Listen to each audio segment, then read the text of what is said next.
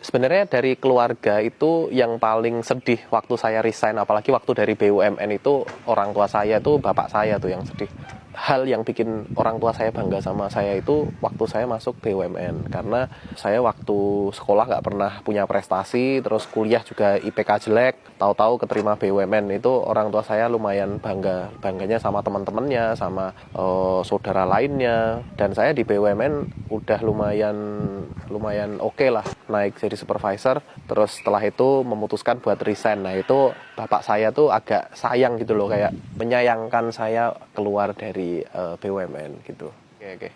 Assalamualaikum warahmatullahi wabarakatuh. Perkenalkan, nama saya Raka. Saya adalah owner dari usaha cemilan kentung.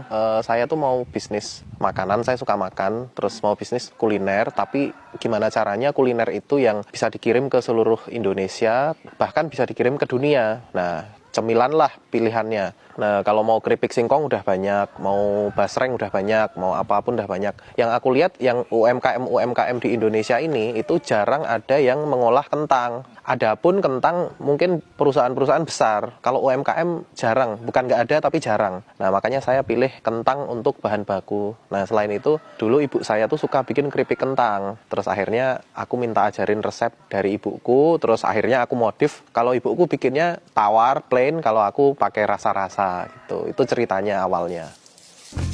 Ini bos awal ya? Iya, pencucian. Kalau yang dipakai kentang mana ini? Kentang dieng, ya. Ada perbedaannya nggak sih kalau pakai kentang kecil sama yang gede? Kalau pakai kentang kecil itu habis di kulit. Iya.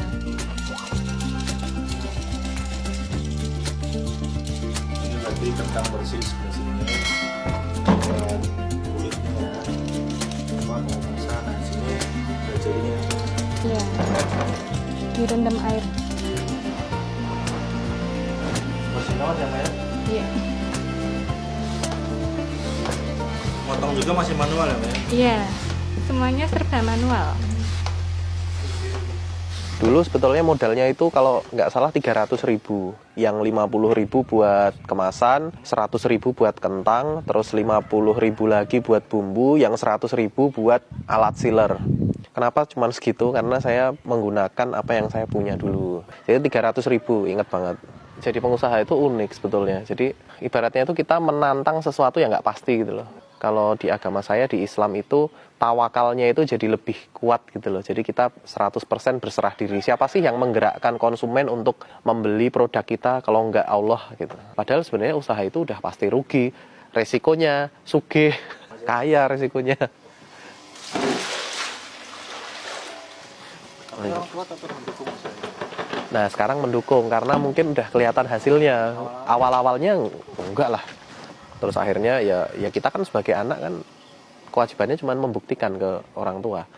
Nah kalau anaknya seneng sih harusnya orang tuanya juga ikut seneng ya. Tapi alhamdulillah sih sekarang orang tua udah mulai support.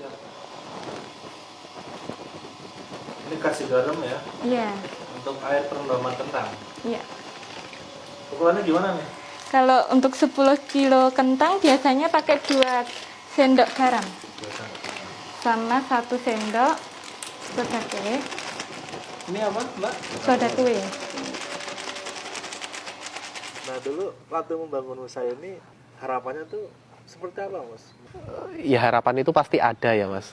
Tapi kadang tuh aku tuh takut gitu loh sama harapan. Karena kadang tuh kita udah berharap ternyata nggak kejadian. Akhirnya kan mengecewakan. Nah, mendingan nggak usah berharap daripada kecewa. Aku juga nggak nyangka bisa sejauh ini untuk menjalankan usaha gitu loh. Dulu awalnya aku benar-benar usaha itu mengandalkan keberuntungan mas. Kayak kata-kata ustadz-ustadz itu, sedekah, nanti keberuntungan gitu kan. Tapi ternyata enggak juga gitu loh, enggak melulu soal itu. Kita juga harus tetap belajar. Pokoknya enggak nyangka sampai sejauh itu gitu loh. Tadinya awalnya cuman ya udahlah biar dapur ngebul, kita jualan cemilan, ternyata sampai sejauh itu enggak nyangka. Jadi awalnya nggak tahu apa-apa ya? Iya enggak tahu apa-apa. Tinggal direndam berarti ya? Iya. Berapa lama ini? Setengah jam. Setengah jam. Kalau usaha itu nggak ada yang bisa mengusik aku dalam beribadah gitu. Intinya gitulah, saya mau fokus ke ibadah, karena kalau saya usaha saya mau izin kapanpun untuk ke masjid suka-suka saya mau baca Quran di tengah-tengah pekerjaan suka-suka saya. Nggak mungkin kita di kantor kerja tahu-tahu baca Quran di tengah orang-orang banyak, kan nggak mungkin. Sebenarnya yang menguatkan banget buat usaha itu karena urusan agama sebetulnya, nggak ada urusan lain, karena Nabi saya Rasulullah SAW juga berdagang, makanya saya ikuti jalur beliau gitu. Berarti nggak takut mas kalau ninggalin gaji gede gitu? Enggak, kalau ninggalin gaji gede nggak takut lah. Semua orang nggak mesti punya gaji, tapi semua orang punya rezeki. Ini udah hampir jadi ya mbak ya? Ya, bentar lagi. Kalau udah kayak gini berapa lama lagi? Sampai gelembungnya hilang. Gelembung-gelembung itu kan? Iya. Itu tandanya udah kering kalau udah nggak ada gelembungnya. Cuman pakai tabungan saya hidup tuh. Saya cuman hidup pakai tabungan, jadi nggak ada penghasilan. Saya pakai tabungan. Bayangin seminggu cuman 10 kilo. Ya nggak bisa lah nutup kebutuhan rumah tangga. Udah punya anak, udah punya istri. Pedagang tuh kayak gitu. Pebisnis tuh harus gitu. Jadi kalau hari ini kita harus pakai tabungan gitu loh. Jangan yang kayak aduh nggak ada penghasilan, enakan kerja aku tak balik kerja wae lah gitu. Nggak, jangan gitu. Hari ini sepi, bisa jadi bulan depan rame gitu kan, bisa. 100% percaya proses. Karena menurut saya itu Allah tidak akan menyia-nyiakan usaha hambanya. Yang penting mau berusaha. Kalau sekarang alhamdulillah udah mungkin di angka 1,2 ton lah sebulan. Kalau dulu seminggu 10 kilo. Warnanya gini ya, udah mau matang. Iya. Tak angkat sekarang. Mau dipulangin nggak mbak? Mau iya ditirisin.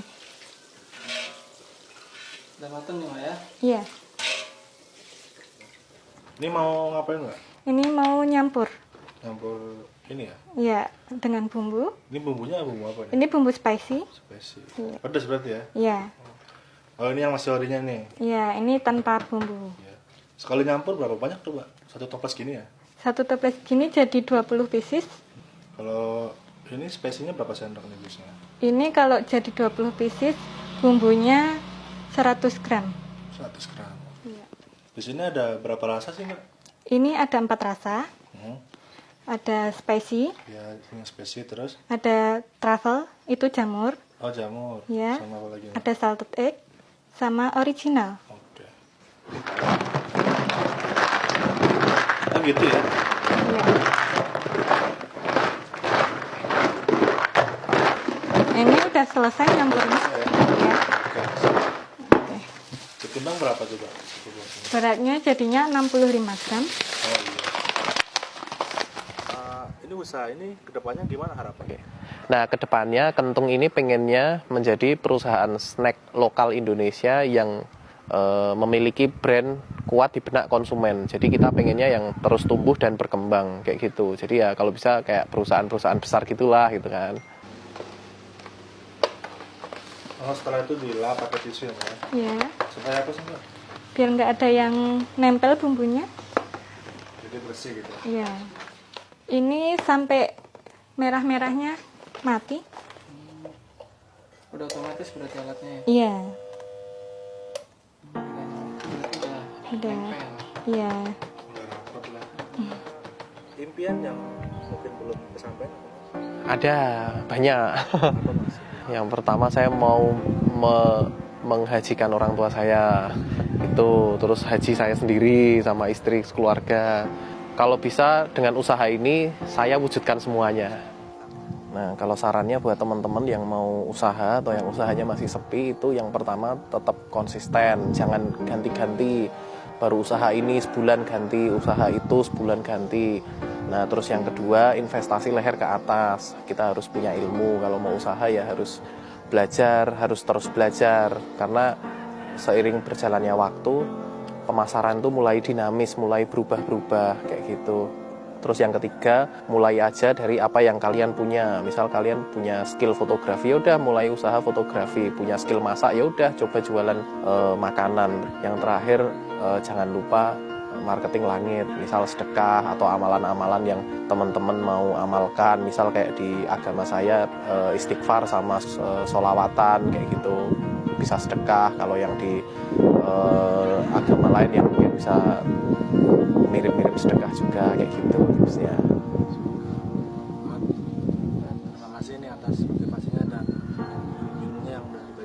Mas ya. Ya sama-sama.